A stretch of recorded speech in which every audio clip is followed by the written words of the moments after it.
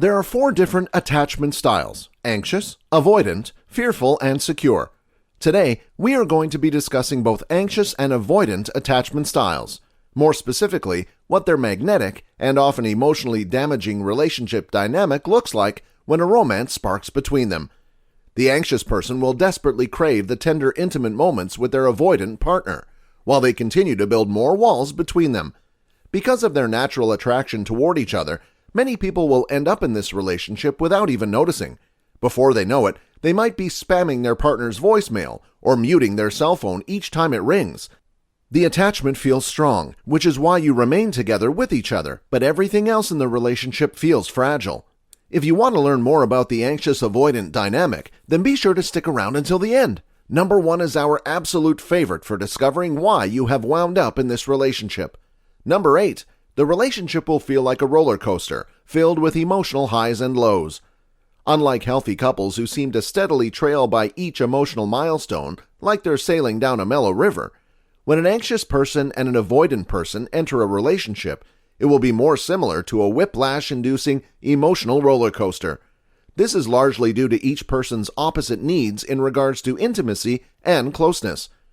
The individual with an anxious attachment style craves intimacy and closeness, and when they feel insecure about the level of intimacy they receive, their reaction is to activate their attachment to their partner and behave in ways that ask for attention. In contrast, individuals with avoidant attachment styles feel threatened by intimacy and will deactivate their attachment to their partner and withdraw from them, increasing the insecurity inside the anxious partner. This opposing dynamic between the pair will create the roller coaster effect often seen in this pairing. Occasionally, and usually without notice, the avoidant partner will make themselves available to their anxious partner. This will create intimacy between the two, and the shared moment will create a high within the couple, especially with the anxious partner. But once the high is being hit, the roller coaster loops back down, and the avoidant detaches and withdraws from their partner. For them, the only way they can feel secure in their relationship is if their partner feels insecure. Number 7. The problems you and your partner fight about don't seem like the same common issues other couples fight over. You two fight about the pettiest and strangest things, and the arguments are usually hurtful and heated. For example, say the avoidant partner cancels plans at the last minute, and the anxious partner confronts them and starts a fight. This isn't a relationship problem exclusive to this relationship dynamic. It can even be seen in securely attached individuals as well. What is rather unique to this dynamic is that instead of the avoidant engaging in the argument right after the confrontation and getting it over with, the avoidant will disengage and often ignore the conflict altogether.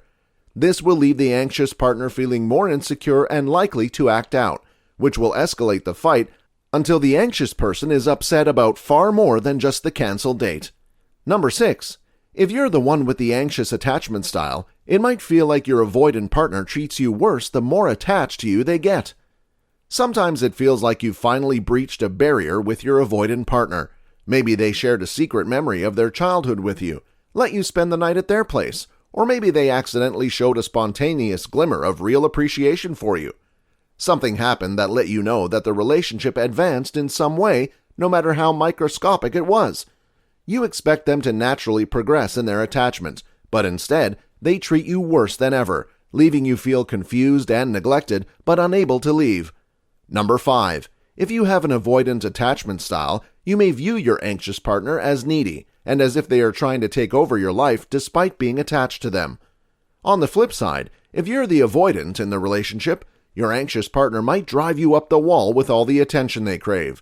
You might view your significant other as needy, maybe pathetic even. Every day they expect to be reassured that your feelings haven't changed overnight, or nagging you to commit to plans the following weekend. You like them, you really do. If you didn't, you wouldn't be with them. But it feels like they are taking over your life and smothering you with their codependency. By the way, if you're finding this video valuable so far, then make sure to hit the like button for the YouTube algorithm. And why not subscribe so you can keep learning more? It's free. Number 4. The only thing stable in the relationship is instability, even in long-term relationships. Sure, you two might have been together for years with no end in sight, but that doesn't mean you've ever felt any stable ground with them. In fact, The only thing that you feel you can rely on is that an argument is just around the corner. Many people in this dynamic go on to get married for multiple years, and their unhealthy dynamic will manifest in various ways. For example, say an anxious husband has been married to his avoidant wife for 12 years. One day, the husband notices that his wife's ex-boyfriend from high school added her as a friend on Facebook. When he asks her to remove him as a friend, she brushes him off and tells him he's being childish for being jealous over a friend request. To get payback against her, he gives her the silent treatment for days. Even after years, a stable pattern of instability is present in this dynamic. Number 3. Most arguments are left unresolved, as the resolution of conflicts can increase intimacy. Fighting and conflict aren't inherently bad in relationships. In fact, feeling comfortable enough to express your feelings or unmet needs to your partner is a brave and very healthy sign. This is because coming to an agreement, compromise, or resolution to an argument often builds intimacy between partners. Naturally, as avoidants want to escape intimacy whenever possible, they'll avoid resolution at all costs. It is important to note that these distancing behaviors from the avoidant are not always deliberate, and for many, it is the only way they know how to deal with conflict. However, with the anxious partner genuinely wanting to fix the conflict and strengthen the relationship, they will often push toward the resolution. This will push the avoidant further away, causing them to become more hurtful or completely detach. These unresolved fights can often snowball until the issues are nearly impossible to unravel. Even when the anxious partner has good hopes and intentions for the future of their relationship, when the avoidant keeps letting an argument continue without any remorse or closure, the anxious person might act out. It isn't uncommon for the anxious person to threaten to end the relationship in an attempt to show them what they're missing. However, they often come back apologizing and begging for forgiveness while the original issue still dangles above their heads. This lack of conflict resolution prevents open and honest communication and intimacy, which in turn reduces both partners' overall satisfaction. Number 2. The anxious partner might reach out for validation, only to be met by harshness and accusations of malicious intent by the avoidant. Sometimes, when the anxious partner will reach out in the middle of a long, drawn-out fight to ensure that their relationship is still secure, the avoidant will even accuse them of deliberately trying to annoy them. To the avoidant, requiring emotional intimacy sometimes seems so foreign that they must be lying or manipulating them. Number 1. It might feel like you two are wrong for each other, but feel too trapped by the emotional connection to leave the relationship. It is no secret that this relationship has a lot of toxic qualities.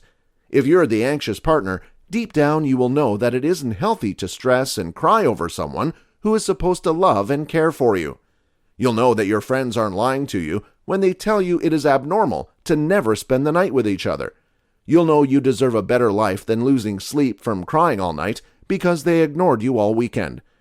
If you're the avoidant, you don't revel in watching your loved one beg for more attention from you.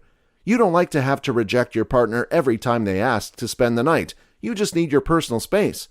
You wish your partner didn't need to spend so much time with you and would leave you alone for the weekend for once. You'll know there's someone more compatible out there for you who won't be in so much emotional pain merely from being attached to you. But some psychologists have named this romantic dynamic the anxious-avoidant trap.